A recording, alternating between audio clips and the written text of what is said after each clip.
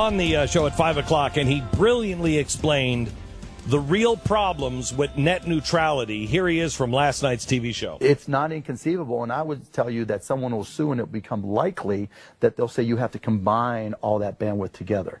So if you're getting 100, to make it easy, 6 megabit channels of HD, that's 6 gigabytes. That's 6 gigabytes if you say, you know what, you can't just deliver all that for television. We want to open that up to the internet so all the Glenn Becks and Blazes can deliver their over-the-top video in an equal manner. Now all of a sudden you have 6.1 gigabits available in this example. You have to fracture it to everything. Yeah, and it's just open internet. Now all of a sudden your traditional television, so if I'm getting Blaze on my big bad cable, provider, might start buffering.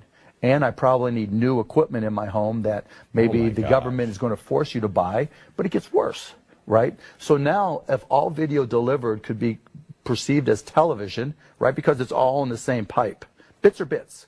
No matter what anybody says in government, no matter what any technologically savvy person says, bits are bits. They don't care if it's text, data, or video, whatever it is, it's just a bit.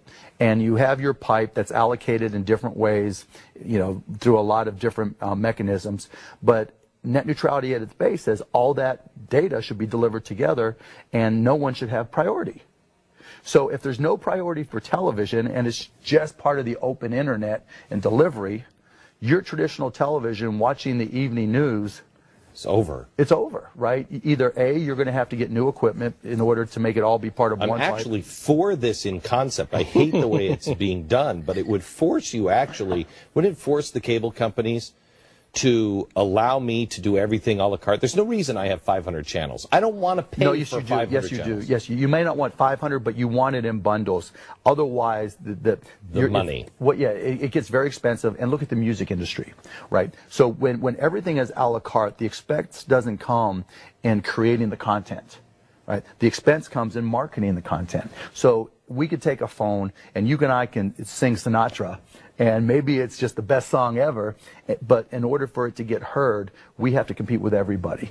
And when you're an open market like that and it's a la carte, sure, a couple songs sneak through and becomes hits, but the big four music labels still control 70%. Well, I saw something on Billboard that it was a higher percentage of record sales or music sales today than it was in 1998 because the cost to stand out is so much more expensive. Right, but doesn't Comcast, Universal, NBC already control?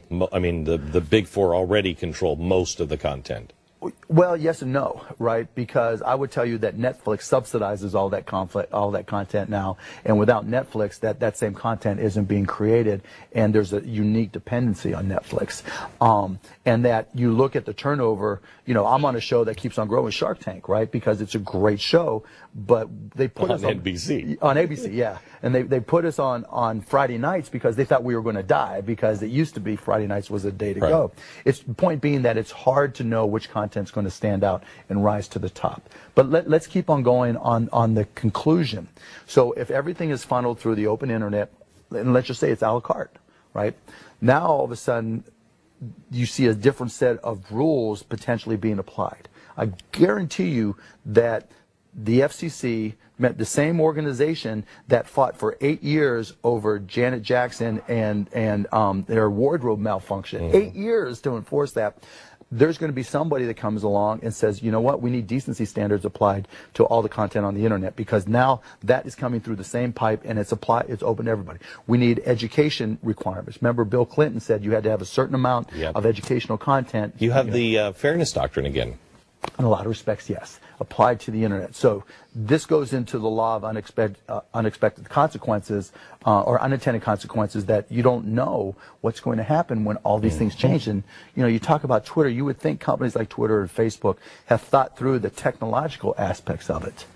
I don't think they have.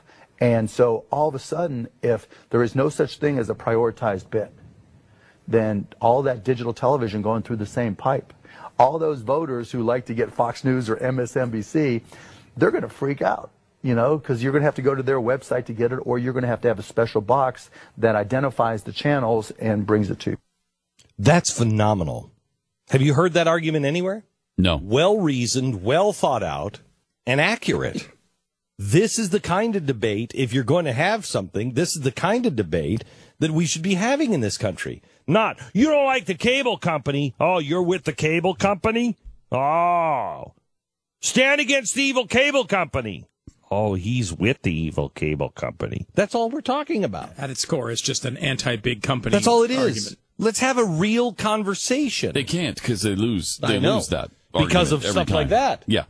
This is why they're only talking to you about big companies bad, because they can get it sold on that. They can't talk about the facts on it, because who wants their TV to buffer? You want your TV to buffer? No, I don't. I don't want anything to buffer, frankly. And that's, that's what will happen if you leave the internet alone. Eventually, there won't be any of that.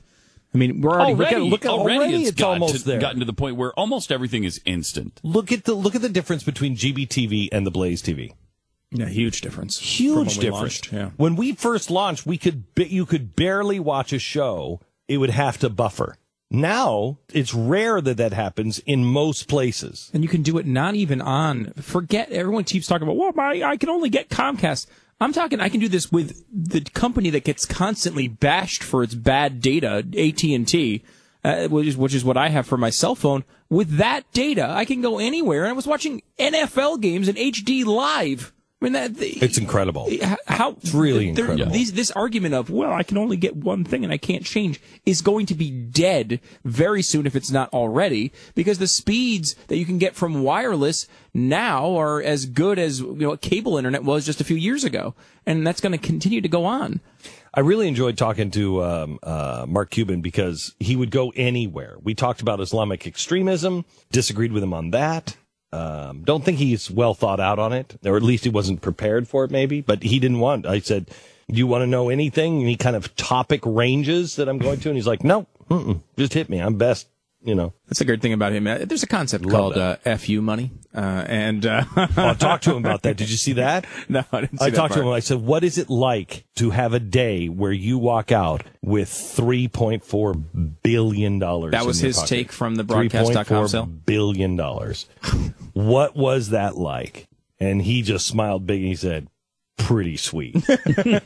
He said it was nice. He holds the record for largest purchase on the internet. No. He bought a jet, $41 million jet. On the internet? Sight unseen? Yep, bought it on the internet. Without test flying it? I don't know. He just saw a picture. He saw a picture of what? Wow. Jets.com. But he bought it on the internet. I asked him, I said, did the credit card company call you and say, "Did you just buy a jet?"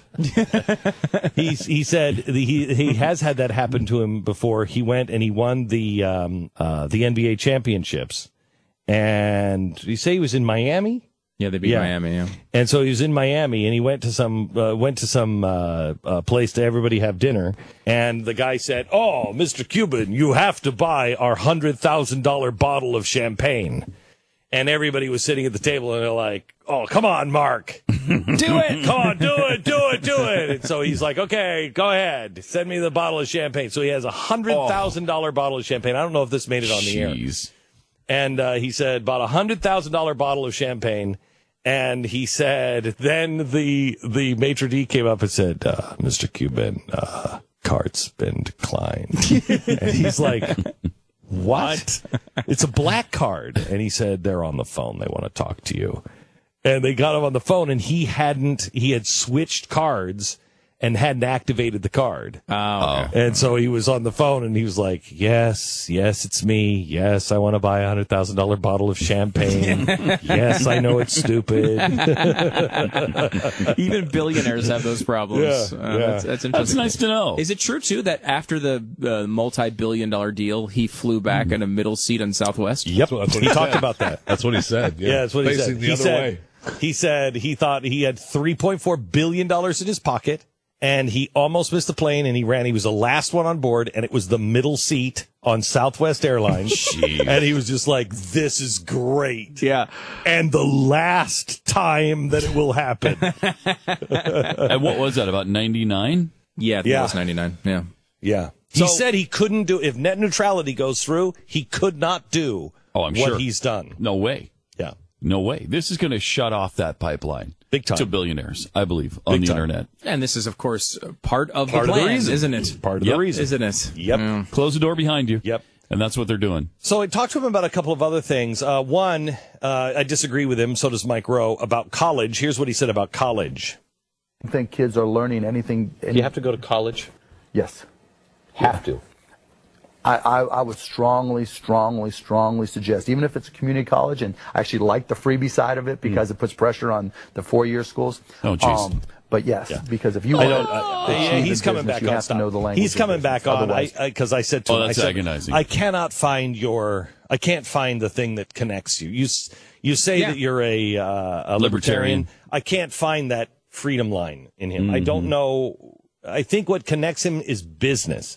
I think he's a business libertarian, and that's fine, because he always seems to fall on the favor of, well, if it's good for business, I'll take more, universal health care because it'll be easier for me as a business. I'll just Is he an Obama supporter? He is. Yeah, he's met Obama a couple of times. Is he really? Yeah. That's interesting. Yeah. See, he certainly does disagree with him on an awful lot. Yeah, but he has been to the White House several times, and yeah. But that's different. I mean, there are people that meet with the president of the United States that don't support him. So, because I will say that. I'll let him answer. Yeah, I would be interested. I'd be interested to see that because if he does support him, he puts up with maybe like we do. Like I put up with a lot. Sometimes I've casted votes for candidates that I disagree with